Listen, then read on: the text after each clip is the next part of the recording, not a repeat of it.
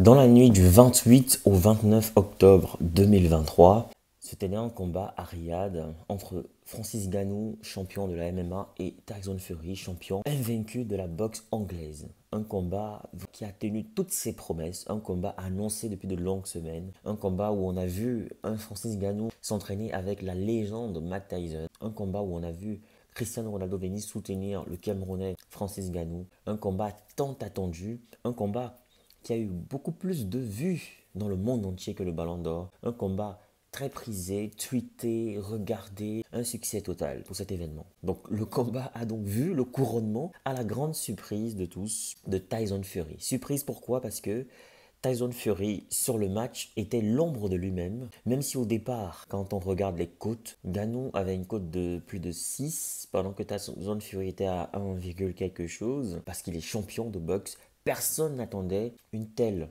domination, une telle démonstration, une telle habileté de Francis Ngannou sur le ring le week-end dernier. Une victoire donc volée pour beaucoup sur la toile, une victoire volée pour beaucoup sur la toile, une victoire volée pour les fans de Francis Ngannou, une victoire volée également pour les célébrités, les fans qui étaient là, les chanteurs. On a eu pas mal de réactions, Matt Pokora, Didier Drogba, Samuel Eto'o, ils sont nombreux, Cédric Doumbé du PFL, ils sont nombreux à avoir réagi en faveur de Francis Ngannou, lui qui a eu une réaction plutôt très fair-play avec beaucoup de classe. Ngannou qui a déclaré juste après le combat qu'il est une bête blessée mais pas abattue et qu'il était content, heureux de faire ses premiers pas et qu'il remerciait justement l'Arabie Saoudite, qui remerciait tous ceux qui lui ont permis de combattre face au Gypsy King Tyson Fury. Ngannou a-t-il gagné ce combat? Le combat a-t-il été truqué? Les points ont-ils été bien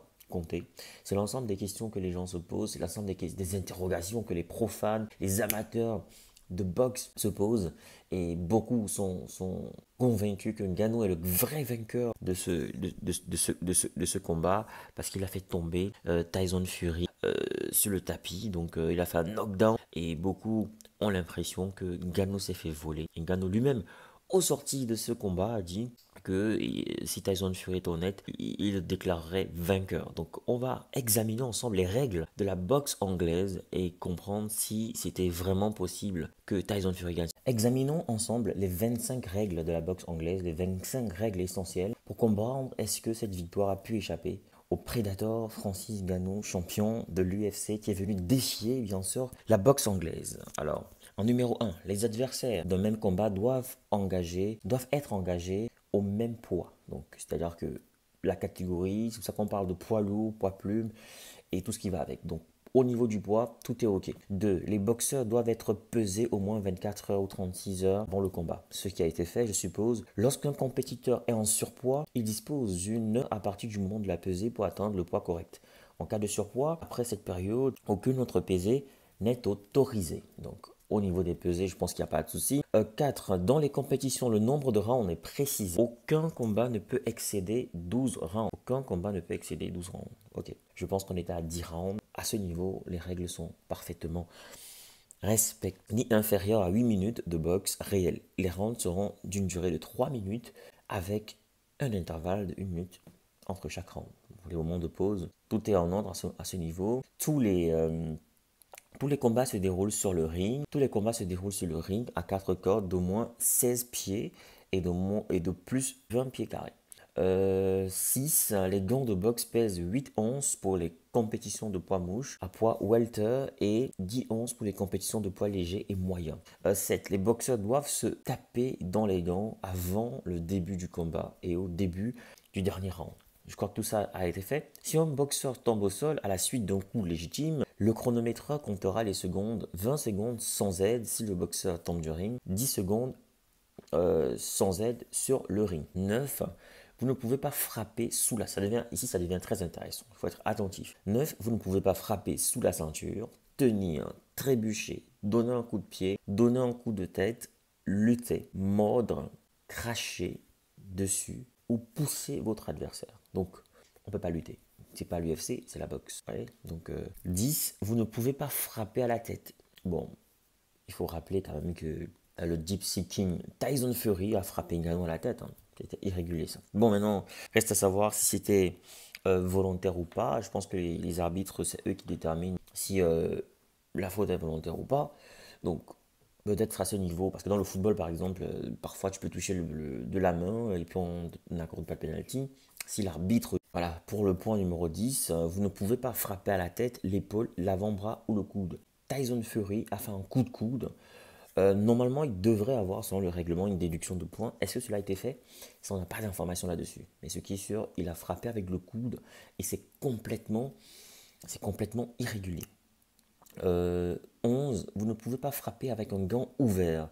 L'intérieur du gant, le poignet, le revers ou le côté de la main. Donc ça, c'est interdit de le faire formellement. 12, vous ne pouvez pas frapper le dos de votre adversaire ou l'arrière de sa tête ou de son cou ou dans ses reins. Dans les coups, dans les reins, en bas de la ceinture, le dos, le cou. Ça sert à rien. Au contraire, ça peut vous mettre en difficulté. Ça peut vous faire perdre des points. 13, vous ne pouvez pas donner un coup de poing en vous agrippant aux cordes pour obtenir un effet de levier. Donc, ouais, pas d'effet de levier.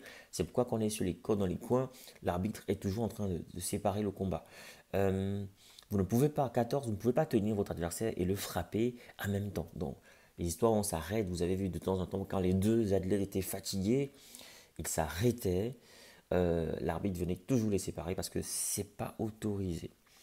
En même temps, vous descendez si bas que votre tête est sous la ligne de la ceinture de votre adversaire. Donc la tête doit pas être en dessous de la ceinture. Alors la ceinture là, n'est pas pour rien. 15. Lorsque l'arbitre arrête les combats pour un clinch, vous devez faire un pas en arrière. Vous ne pouvez pas frapper immédiatement votre adversaire. 16. Vous ne pouvez pas cracher votre protège-dents exprès pour vous reposer. Donc même si vous êtes fatigué, vous devez garder votre protège-dents.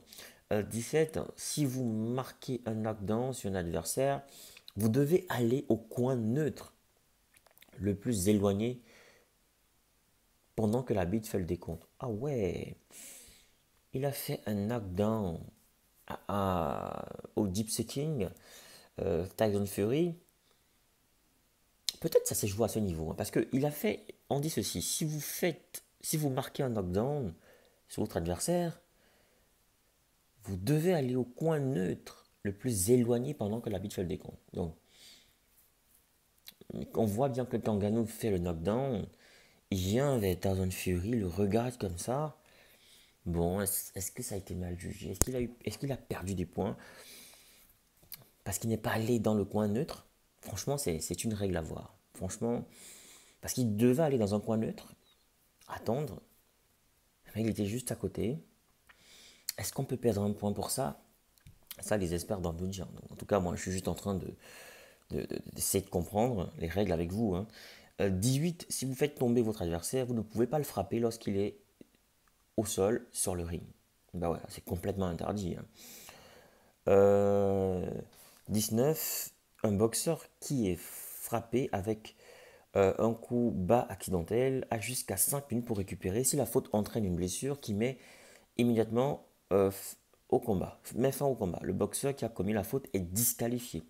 20. Si la faute cause une blessure mais le combat continue, l'arbitre ordonne au juge de déduire les 2 points du boxeur qui a causé la blessure. Donc, il y a des fautes qui peuvent te disqualifier. Si une faute non intentionnelle entraîne l'arrêt immédiat du combat, le combat est déclaré sans vainqueur. Voilà. 22, les juges marquent une échelle de 10 points. La plupart des rounds se terminent entre 19, avec le boxeur le plus dominant recevant 10 points. 23, quand l'arbitre, le juge Boyd, peut retirer 1 ou 2 points pour une faute intentionnelle. Voilà. 24, le vainqueur est déterminé soit par les juges si le combat se déroule sur la distance, soit par KO.